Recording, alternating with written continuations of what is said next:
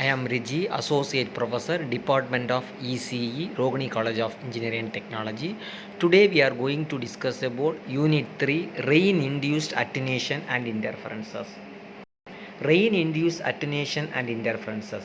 On completion of this topic, students can understand the concept of rain-induced attenuation and interference in satellite communication.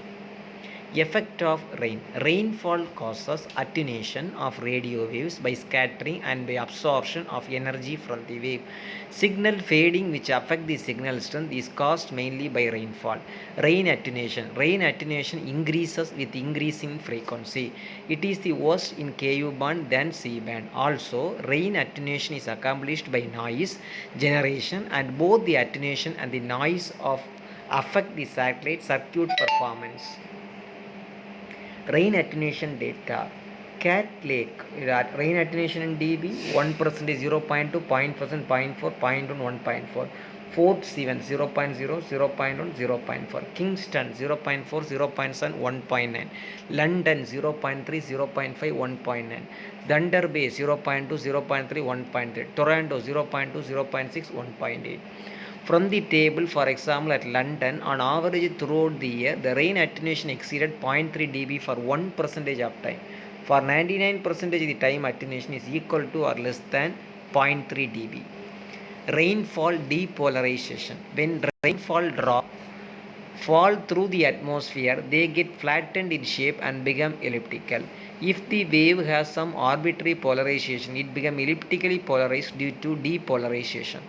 Depolarization device can be installed to compensate for rain depolarization in places where frequency reuse is achieved.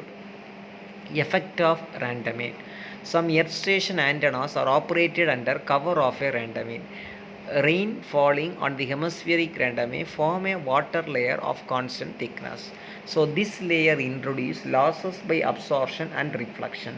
Results show that 1 mm thick layer introduces an attenuation of 14 dB. Therefore, earth station antenna should operate without random wherever it is possible. Signal fading caused by rainfall plus two limits: uplink rain fade margin, downlink rain fade margin. Downlink rain fade margin. The rainfall introduces attenuation by absorption and scattering of signal energy. Therefore, the received carrier to noise density ratio is degraded by rainfall in two ways: by attenuating the carrier wave, by increasing the sky noise temperature. Uplink rain fade margin. Rainfall attenuates the signal and increases the noise temperature. This degrades the carrier to noise density ratio of the satellite in two ways: by increasing the noise, by affecting power output. So from this we can easily understand that how a rainfall will affect the signal.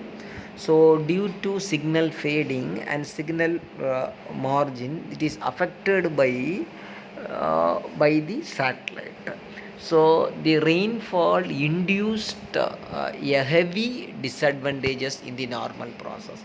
But in the C band and more especially Ku band, rainfall is more significant of. It is important quiz question.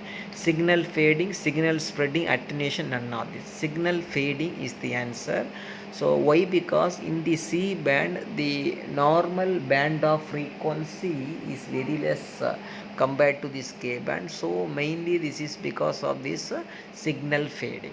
So what we will call. Second question: the period of a satellite, the time required for a satellite to complete trip around the earth is determined by which law?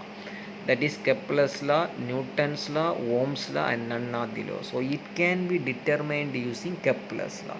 So already we studied about there are three laws: Kepler's first law, second law, and third laws. So this can be easily computed in such a way that we can see how far the satellite or the period of the satellite, the time required, can be easily determined by the Kepler's law.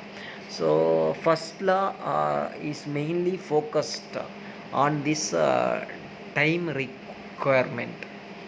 for the satellite to complete the trip. So normally the Newton's law and Kepler's laws are very important for satellite communication to determine the to understand the basic concept. Thank you.